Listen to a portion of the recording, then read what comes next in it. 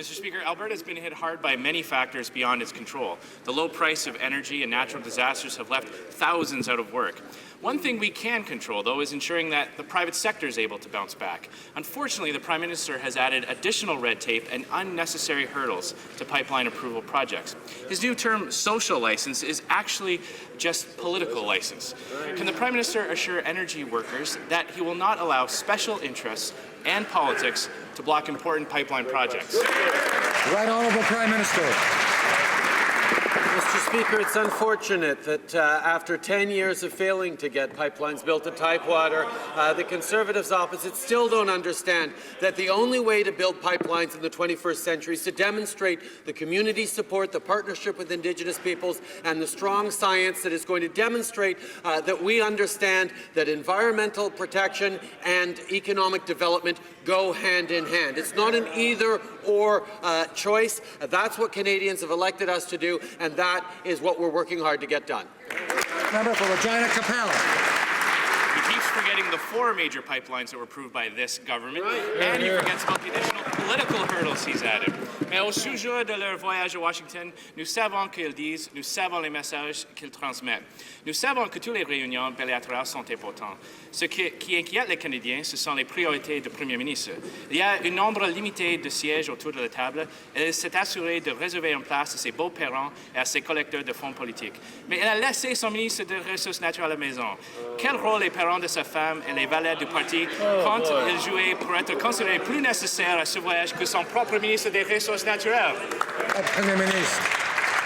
Pendant 10 ans, Monsieur le Président, l'ancien gouvernement n'avait qu'une préoccupation avec les États-Unis, les pipelines. Et malheureusement, ça a envenimé les relations avec les États-Unis et on en a souffert dans notre croissance économique, dans notre développement interpersonnel, dans le travail de nos entreprises et nos entrepreneurs. La réalité, c'est que rebâtir cette relation a pris beaucoup d'énergie. On s'est lancé de tout cœur et j'ai été touché que le président Obama lui-même a personnellement invité ma mère et mes beaux-parents à faire partie de cette grande réunion de famille entre deux familles. Regina Capel.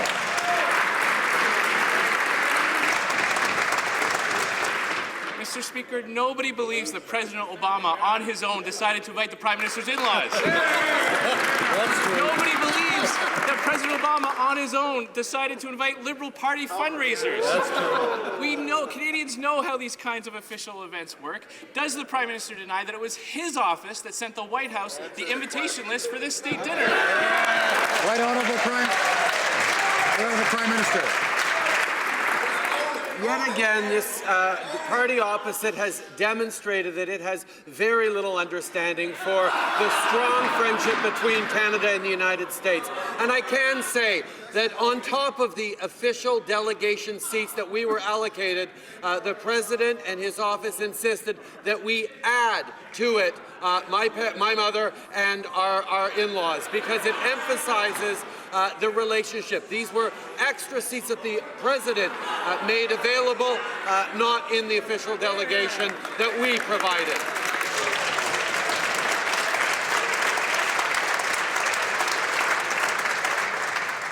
Members are enjoying this exchange, but let's make sure that we can all hear, including the Speaker.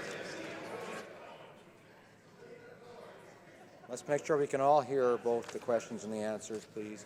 The honourable member for Regina Capel. Mr. Speaker, is the Prime Minister sure that they just added in his in-laws and didn't just drop the natural resource ministers to make it?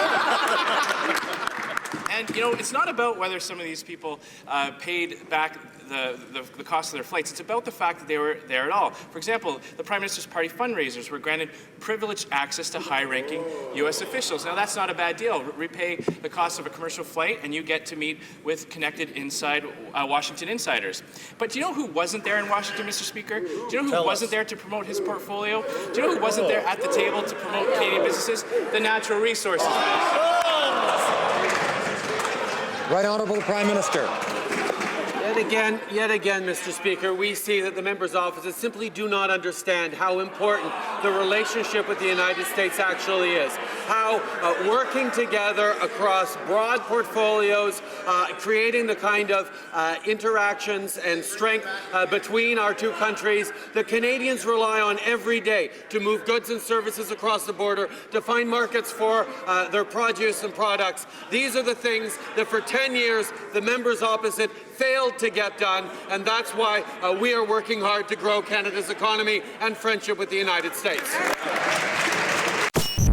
Thanks for watching. Click here to never miss a Rebel update. Want even more of the Rebel? Well, click here to become a premium member.